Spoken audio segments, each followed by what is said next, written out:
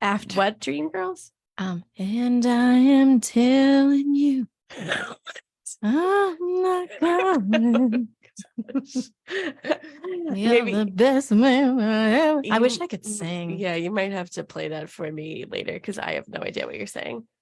Anyway, it was listen, it's not easy being a real estate agent these days. It's not easy. But you can tell that I had some we are live on Facebook. So if you follow Boston Connect Real Estate on Facebook, McNamara Broker Team, Kristen Howlett, Realtor, full-time Realtor here at Boston Connect Real Estate. You can find her on social media as well. We're waving to you. Hello. You can actually see our smiles now. But yeah, so you were in the office. We had an office meeting today. We had quite a few agents here. It was great to see some agents we haven't seen in a little bit. So it was good to catch up with them. Everyone's just sort of gearing up for what's to come. We're almost halfway through the year. So we're gearing up for the second half, which is good. And it's a little bit stressful at the same time. Yeah. Because that is true. Yep. That is true. But yeah. And then Sharon joked about, you and Tracy being so great with sort of last minute joining me. And then today she was like, Kristen, do you want to do the radio show? So here we are. I can't get over on Facebook. Ava, I know. I think the lighting is not that great. Well, also Ava did, my daughter put self-tanning drops on my face. So I'm a little bit. Oh, wow. I heard those like the new thing. Like you put like the self tanner in your lotion, like the drop things. I don't know that. I've never had a tan in my life, but here I am, as pale as can be. You can see me on Facebook. So tonight we are going to be talking about we sort of discussed this, and I had talked to Sharon yesterday, and we were sort of brainstorming what we were going to talk about tonight. And I was like, why don't we just wait until after the office meeting? Because something always comes up during the office meeting that we're going to talk about. So we did talk about sort of houses that are coming back on the market, meaning they had an accepted offer, something fell through, and now they're going back on the market. So everybody knows I do, I'm in charge of all the money here. I'm the money gal, and I've done some releases recently, and all our agents always tell me why the house is coming back on the market. So I have sort of that perspective, and then you have the perspective of, you're out, you're on the pavement, like, and you have buyers who are sort of interested in seeing some of these homes that are coming back on the market. So you have that sort of perspective that we're going to be talking about. Because it's not always negative. It's not always negative. No. Yeah. So this is going to be a positive show. This is educational. This is super positive. There's no need to be, afraid of a home that had an accepted offer, something fell through, because there's so many reasons why it could have, gone that way. So we're just going to sort of jump into it. But actually before, I know that you've joined me 1,000 times, but there might be somebody new listening tonight or watching us on Facebook. So why don't you take a moment to reintroduce yourself to all of our listeners and sort of talk about where you service, how long you've been in the industry, all that stuff. So my name is Kristen Howlett. I am a full-time realtor at Boston Connect Real Estate. I service anywhere, pretty much anywhere. In Massachusetts. I know. Soon I keep looking into getting licensed in Rhode Island. I heard it's easy, but it's kind of a process, which my brain can't handle that right now, but I will be soon. Anyhow, I've been here for just over 5 years, and and I love what I do. Yeah. And you join me quite often. So if you want to listen to any of Kristen's past shows, you can go to talkrealestateroundtable.com, or you can log into your podcast app or Spotify or anything like that. Wherever you listen to your podcast, Talk Real Estate Roundtable, or you can even search Kristen Howlett. I'm sure it pops up. It does pop up. It's a good little marketing. Yeah. And I hope you use that for your marketing. Listen, I'm the marketing. I'm all about marketing this week. I'm hitting the ground running. Yeah. Doing some fun things. And I'm wearing a red dress with a jean jacket, and I'm so pale that I look like I'm the American flag. I thought it was so funny that Sharon and Kate, when they did their radio show, they both had their jean jackets on. Oh, like I know. So Kate stepped right in where we all kind of always dress alike. It's jean jacket season. Yeah, I know. I was away, so I couldn't match with anybody. I'm surprised we're not matching. We're usually matching every single day that we see each other. But But yeah, so this sort of came up during our office meeting. And then when we were brainstorming upstairs for the show, it just sort of like clicked with me that I'm like, yeah, we need to be talking about this because and I guess I could talk about it from a buyer's perspective as well, because I am a buyer in this market. And maybe it's because I'm also in the industry that like, it doesn't freak me out or like scare me. It actually gets me excited. Yeah. I'm actually like, oh, I have another opportunity. Yep. Like, that's the way, a missed opportunity. Which is, I want a missed opportunity. Like I need that. I want my second chance. Yeah. And that's just coming from a buyer. And we've been talking about buyer fatigue and everything, and just being frustrated with how the market is right now as a buyer. So it's don't be afraid of anything that came back on the market. Ask the questions. And we'll get into the sort of the questions that you should be asking. You should be asking your agent, and that agent should be asking the listing agent if they're not the listing agent. So, I guess, look, have you been on the show since we started these segment things? No, I like it. No. Okay. Yeah. So now segment 1, financing. So that is a reason why a house could come back on the market.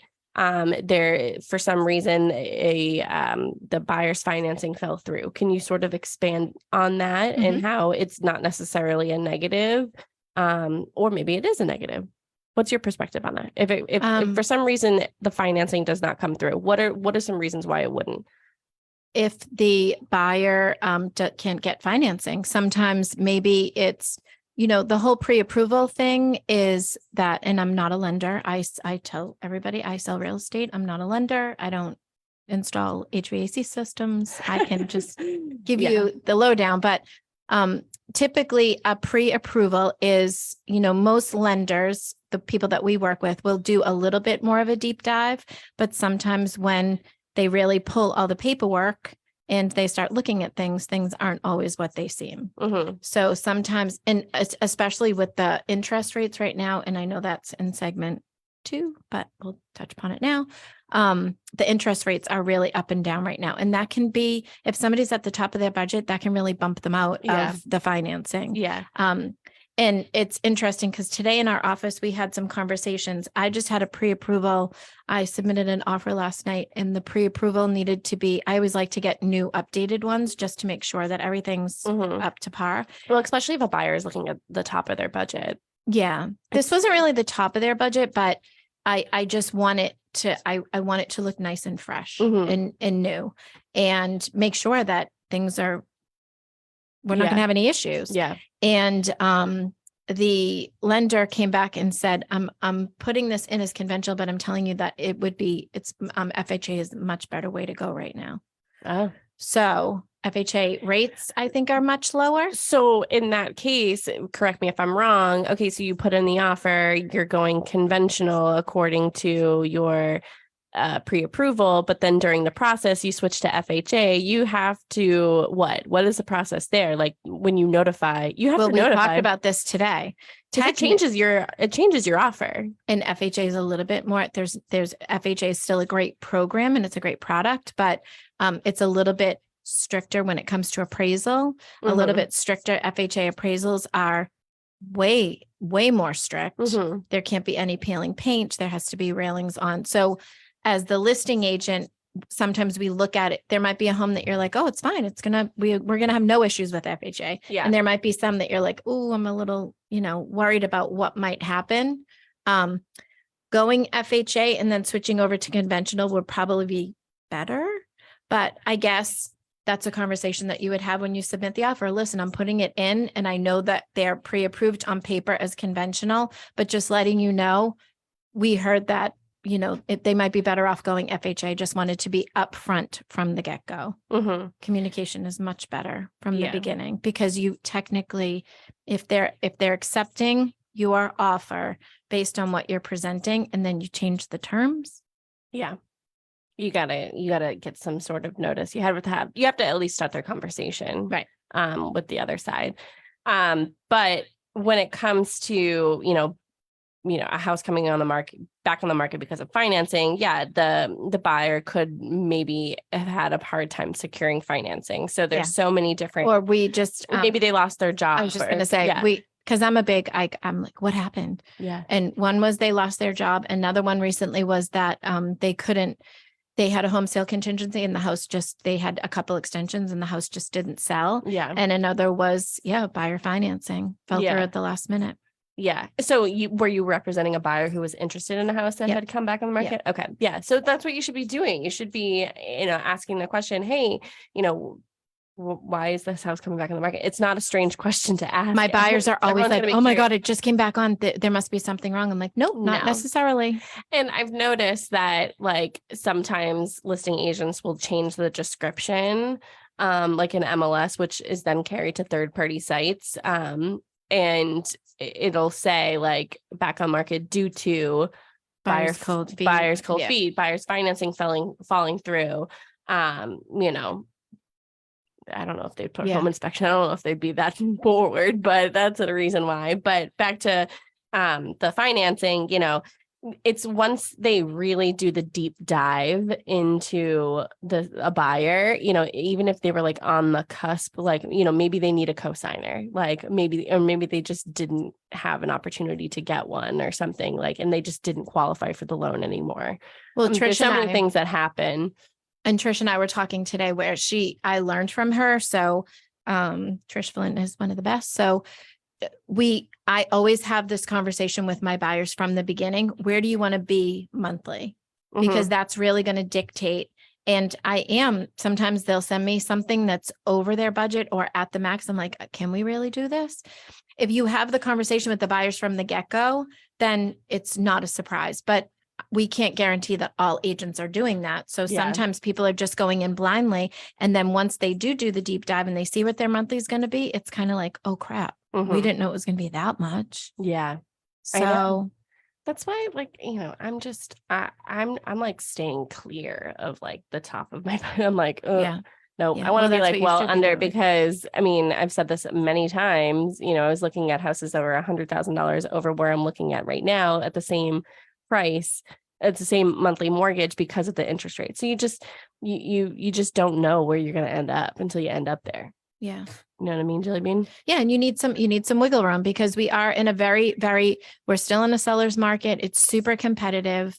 That's why we might be having a little bit of Prosecco in the afternoon. Prosecco in the afternoon. Well, it's not afternoon anymore. It's 6:30. It's 5 o'clock somewhere. We are having a Prosecco. But we need to, we're all a little stressed out. Yeah.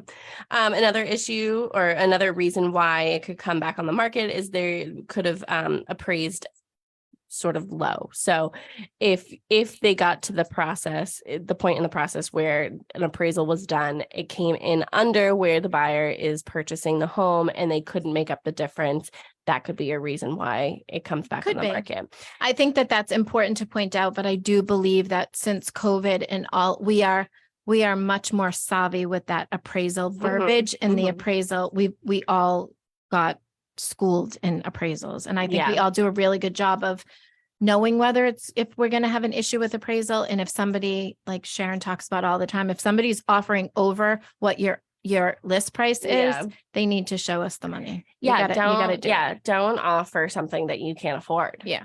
You were a part of this conversation that I had about a purchase of myself. You had come to a showing of mine with Sharon and we're sort of brainstorming about my offer. And I could have offered more, but I did not see the value in that home. So I didn't think that it would appraise for what I could have gone up to. And I wasn't willing to bridge the gap. Yeah. With cash out of my pocket. And I was worried that the agent would ask you to bridge the gap. Yeah.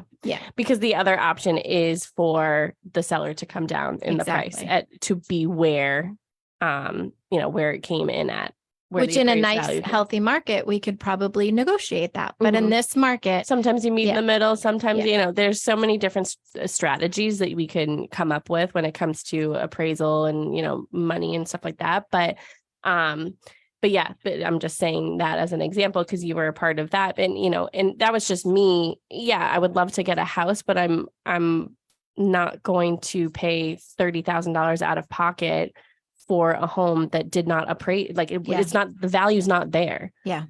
You know, especially on a house that like there was not much more you could do to it to gain more equity or value in the house. So did I tell you that one of my recent closings, they went over and it appraised for more too. Oh, wow. That's awesome. That's happened twice. It's a good one. So have you had any recently that did not appraise? No. Oh, no. good. Yeah. Interesting. Knock on wood. Knock on my head. Appraisal. And I do think, I also do think that we as agents have become, well, most of us have become very well versed in appraisals. I know there's a bunch of us in this office that have gone, I went to 2 classes, and it is kind of a thing that I'm a little bit obsessed with, is the appraisal. And as long as we do our work, we can't just throw a price on willy-nilly. You have to make sure that if it's going to appraise, that whatever you list it for, that you have appraisals, you have recently solds that will back that price up. And if somebody thinks it's worth more, then you've got to show me what you're going to do, because the seller chances are not going to budge. Yeah. Another reason why it could come back on the market when it comes to financing is contingencies. So if they have a contingency in their offer, such as they have a home to sell, so they have a home sale contingency, or it says we put in or satisfactory home inspection, but that doesn't have to do with financing really, unless they're not willing to pay for the repairs or anything. But we'll get to the home inspections later. But I would say that the big one is, they have a home sale contingency and it's just not selling. So that's a house that doesn't have an offer on it. So the buyer has a home to sell, or even the seller of the home has a home sale contingency. So like they are trying to find suitable housing. So they're trying to find a house and they haven't been finding. The buyer has been patient, giving extension after extension. And, at a certain point, everyone's just got to decide, okay, are we going to close and you can go rent somewhere, or are we just going to back away? Yeah. And again, put your house on the market. That's a very important conversation to have in the beginning. Anytime there is a home sale, or suitable housing, if it's in MLS, I always call the agent and say, what's the deal? Do they want, because most people say, I still want to sell. I'm still very, I'm not, some people are like, no, if we can't sell, we're staying. Yeah.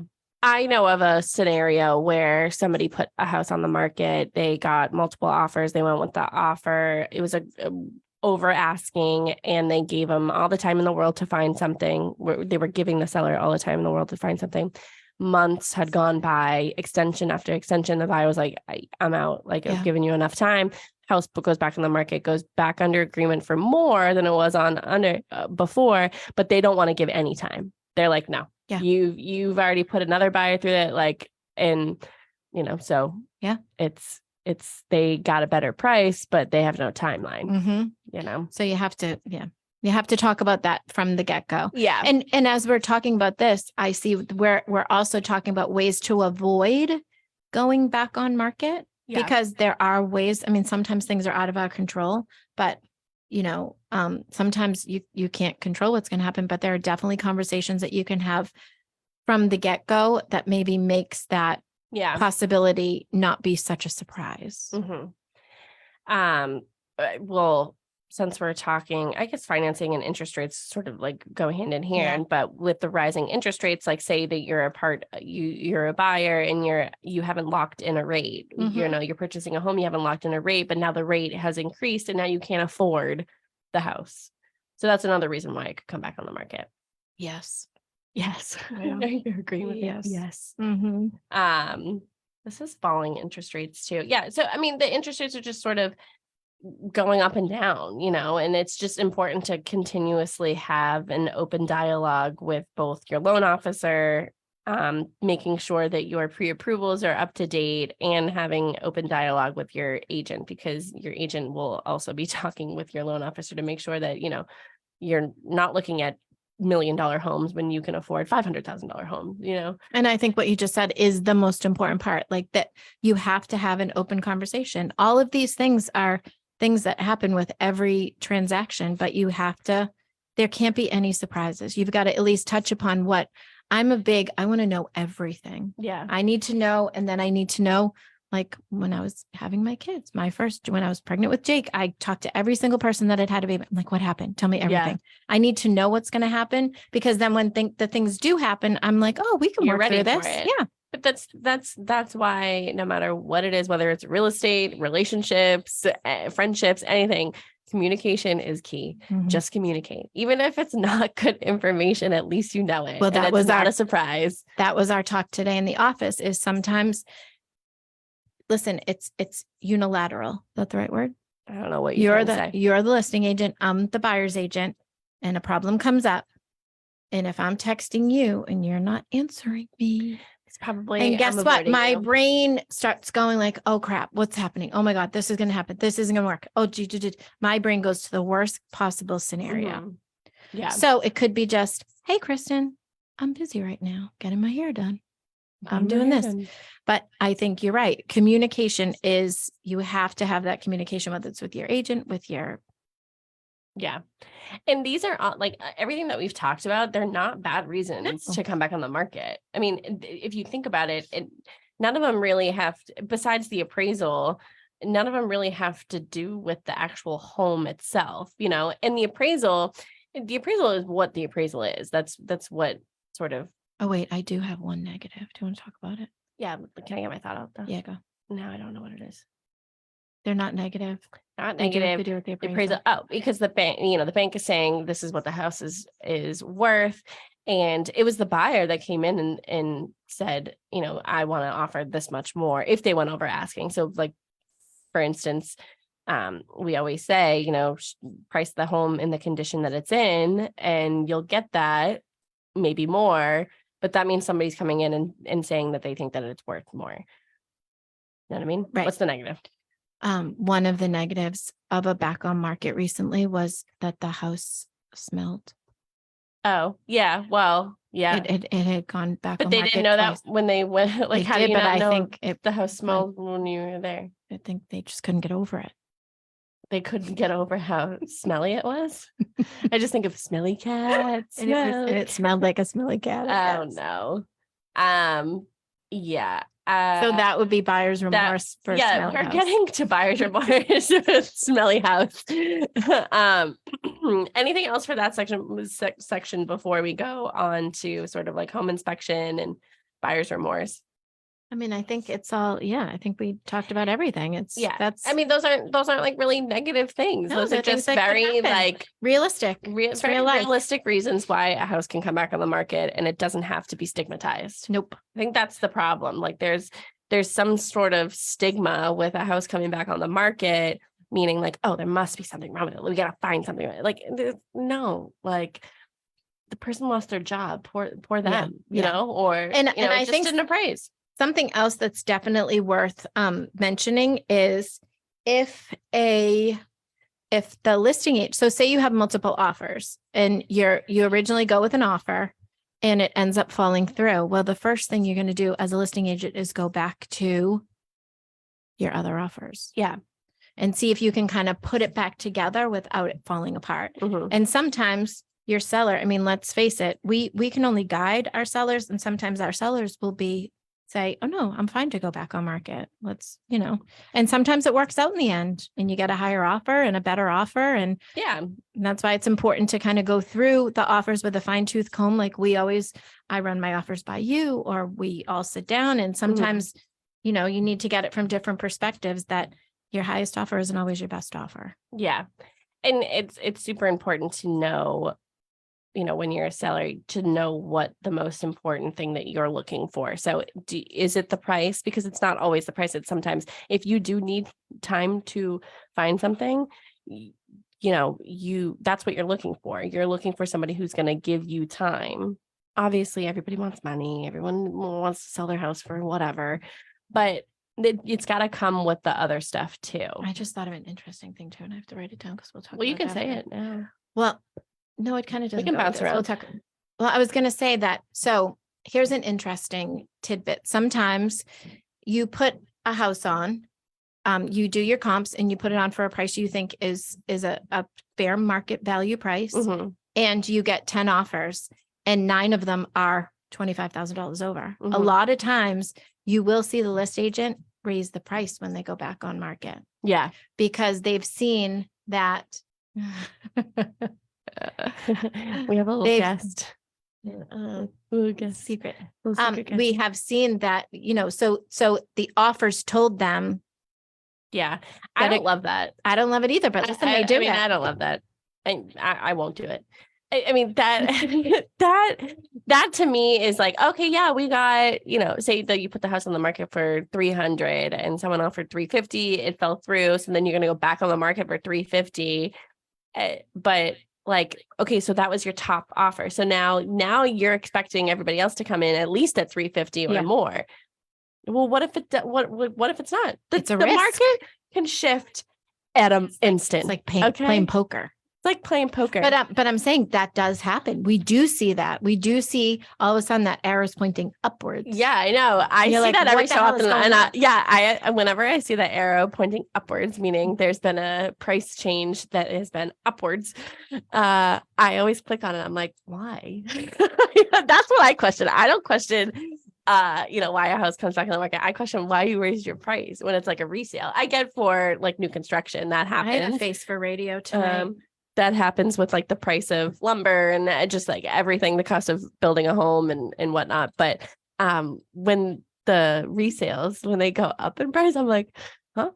How do you feel about that? When back on market and it has the upward arrow. The upward arrow. Because it happens though, right? Sharon's shaking her head. Sharon McNamara is here. She is the broker owner of Boston Connect Real Estate and also the co-host of Talk Real Estate Roundtable, but she's been upstairs zooming away and doing real estate. Now she's helping herself to some Prosecco.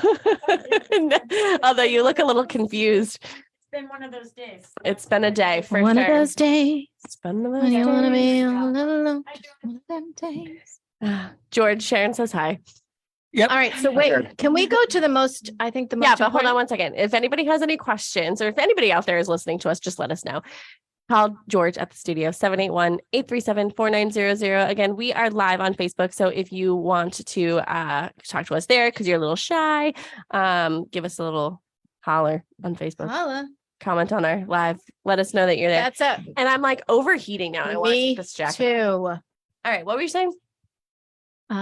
I was going to say that just made me think because every time I send you a little note in dot loop, I say holla. Holla. Yeah, you always say holla and then you hit enter, which you're not supposed to hit enter because it just sends me an email that says holla. I'm a quick hitter. Holla. Mm-hmm. Yeah. So buyer's remorse. So let's get into that. We have the section inspection. So yes, this could be a negative of why something comes in the market, but again, it really is sort of like discretion. I don't know how do I put this? What might be a big deal to somebody might not be a big deal to another. So it's also, and I also feel like this segment number 3, Julia hit it. This should have been number one. Because I feel like in this market, this is number 1 because we talked about this today at our meeting.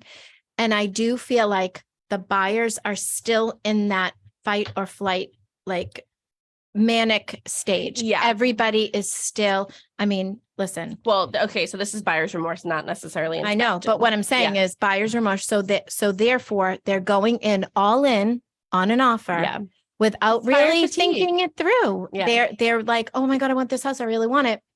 And they're not really thinking it through. But then when they have time to kind of look at it, they're like, maybe we did overbid on that. Maybe we shouldn't have gone in so high. And I think we are seeing a lot of that, which again is a conversation with your buyer. Bring them, back down to reality. Yeah. Do you really want to put this offer in for that? If you do, I'll back you. If you don't, I would say, just be confident in the offer that you're putting in. This is like the most important decision that you are going to be making this year. I promise you. You do not want to have remorse afterwards because you're not going to be able to enjoy it. I mean, maybe you can, but I know I wouldn't be able to. Well, I think what's happening is the buyer's remorse is causing them to back out. We heard that twice today. Yeah. We heard today about an offer. Like I stole the term from my cousin who's in Canada, and they do these bully offers, which is like a high, great offer. And you put it in saying, okay, will you not go do a open house this weekend? Will you accept this? And it was accepted. And then they decided that they didn't want to go through with it. Yeah. So we are seeing that. I think that people are quick to jump, and they're jumping and then they're thinking.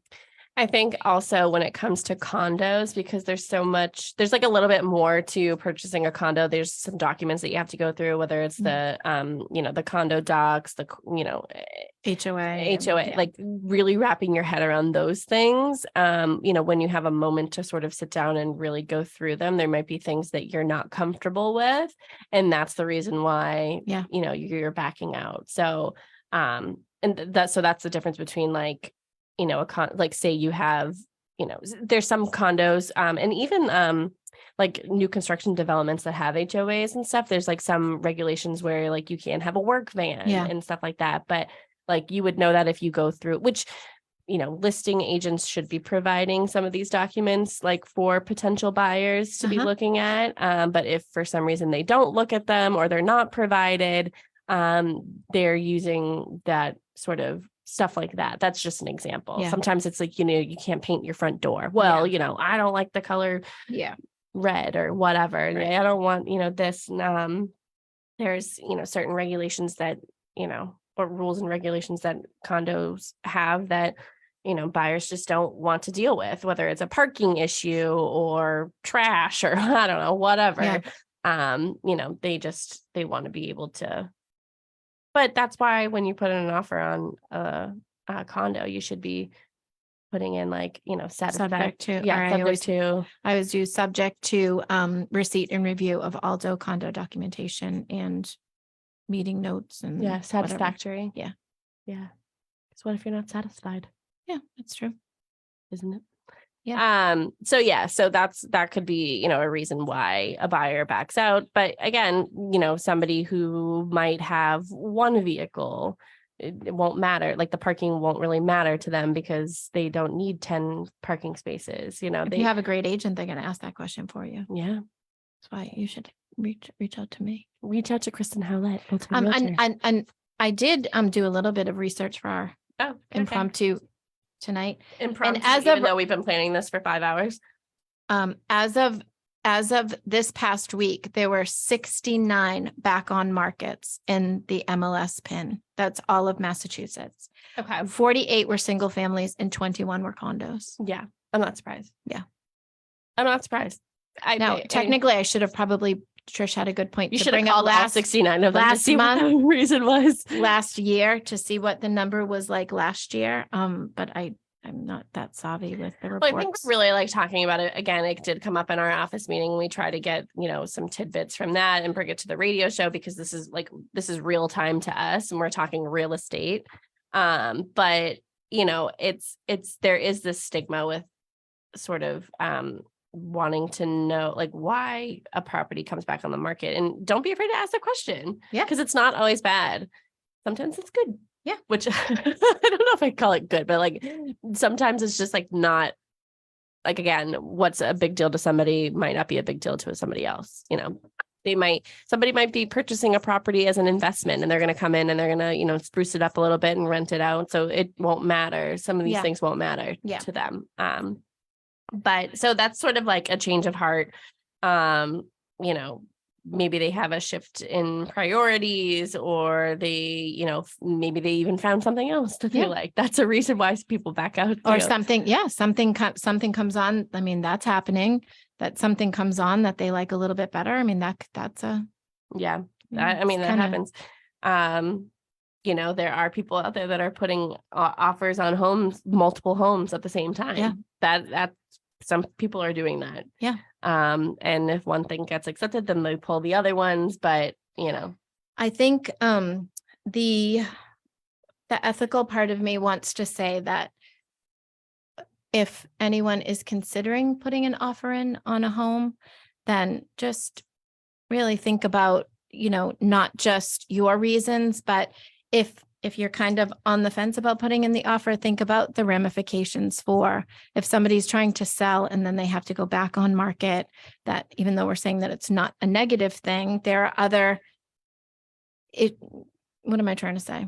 Like if somebody has it can really cause some friction. Yeah. Some friction. So make sure that, if you want to put an offer in, great. If it's something that you're just like, oh, maybe I'll just throw the offer in just to see what's going to happen. Yeah. Well, putting that offer in, there's a really good chance that it could be accepted. Yeah. And the effect of your offer getting accepted to other people, because it's not just you and your checkbook, it's other people. So Yeah. just be cognizant of that. That is true. So that's a change Just of be heart. nice. Let's see. Emotional factors. Buying a home is a significant decision. Yeah. So, I mean, it's emotional. It's an emotional purchase. It's not just, buying a car or something like that. This is a home. This is where you're going to be living. This is, whatever lifestyle you have, this is where you're going to be living it. So, and in this it's day and emotional. age, we have Google Maps, we have cars. And people feel rushed too. Yeah, and you shouldn't feel rushed. That's what I'm saying. Like, you should not. It is it's the biggest financial decision probably you're going to make in your life. Yeah. So take your time and do it, and don't feel the pressure of, having to do it just because. I mean, I'm a big believer. Everything always works out. Yeah. Even when it feels like it's not. We will talk about inspections. So if you do have an inspection, like if a buyer does have a home inspection, and there might be something that goes on. So I would say that people generally walk away from after a home inspection once like something like big comes up that they weren't really aware of beforehand. Yeah. So, whether it's a structural issue, I mean, that would be a big thing for me if structurally, because like I wouldn't want to take on the cost, not as a full-time, a first-time home buyer, like I wouldn't want to take on the cost of something structurally being wrong with a home. And that's understandable. But yeah, so I would say that like anything that's like initially not apparent to a buyer, because again, they could be rushing through the home. They could only see it once before a home inspection. There are things that just are hidden and sort of unknown. You go into the attic and you see mold or something, and like they're one buyer might be totally freaked out by mold and just doesn't want to even deal with that. Another buyer might be like, all right, we'll remediate it. Yeah. Okay. Moving forward. Yep. Yep.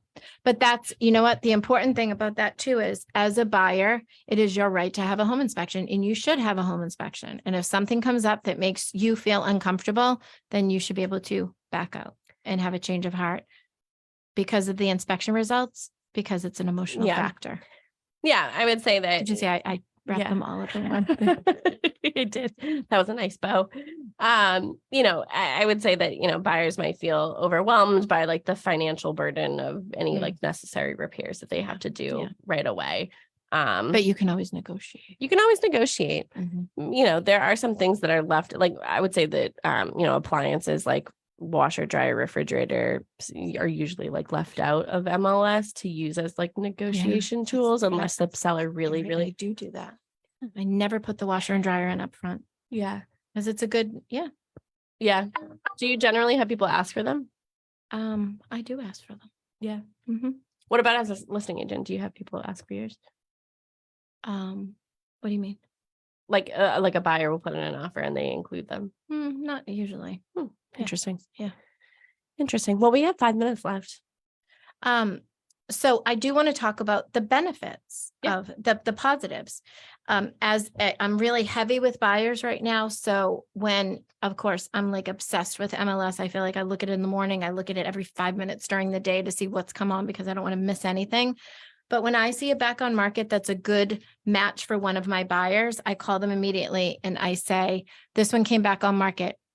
My feeling is we can swoop in and hopefully, and sometimes it does.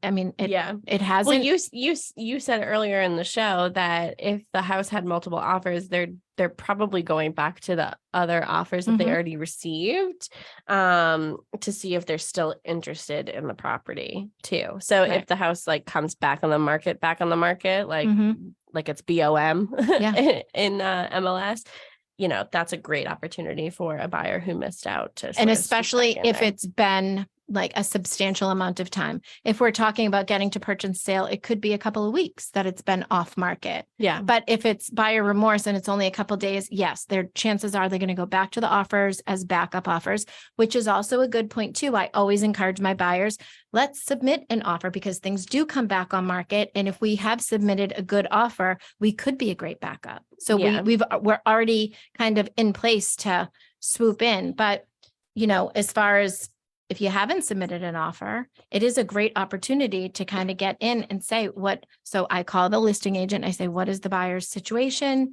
You know, what are they looking for? Sellers. The seller situation. I'm sorry. And, you know, you can, chances are, if you've already seen it or you can get right in, a lot of time I bring my computer and we'll write an offer right there Yeah. and submit it. And hopefully, you know, the seller is apt to, if it's a competitive offer, maybe they'll offer it right, they'll accept it right there. And then we don't have much competition. Yeah. But again, you're asking the question, you know, why you want to know why the property is coming back on the market or did come back on the market. So it, you know, and there are things that come up in a home inspection that are disclosable. So if there are structural issues, there are mold, there is, you know, I don't know, so other stuff. Maybe they hadn't done the Title V and the Title V came in and it failed. Oh, You know, and there's so many different scenarios, but these are things that are disclosable. So like if it does come back on the market, there's the seller and the listing agent are supposed to be honest about that. But those things are what's going on in the house. right. You know what I mean? We have like 2 minutes left, but I want to make sure that you have a moment to give your contact information to everybody who wants to. Major hot flash. Me too. I'm like Oh, ready my to end word. this. I need to go outside. It might be raining though. Okay, give everybody your contact information. How can people get in touch with you? They can call me, hit me up on the cell phone, Yeah. 617-448-4896. You can, Give that number one more time. 617-448-4896. You can email me at kristen@bostonconnect.com. You can follow my Facebook, Kristen Howlett Realtor. You can Instagram me. I'm not on TikTok, but maybe soon. Yeah, or you can just come in the office. Yeah. Stop in. Yeah, you can come in, stop in the office. You're here all the time. So if you didn't catch any of that, you can go to bostonconnect.com, find all of her contact information. You can call us here at the office, 781-826-8000. We are moving our yard sale. We talked about this last week. Yes, we We're did. moving our yard sale to July 15th, right? Yeah. It's a Saturday. So, but we have an ice cream social happening too. So we'll talk about that maybe got a on lot of fun Saturday. things We have coming up. so much going on. So thank you so much for listening, everybody. And thank you, Kristen, for joining me Mel. tonight. Impromptu Prosecco date live on air. But again, if you want to listen to any of our past shows, talkrealestateroundtable.com or go to your podcast app. Thanks, everybody. Thank you. Bye, George. See ya. See ya. It is hot. Hold on, I gotta end this.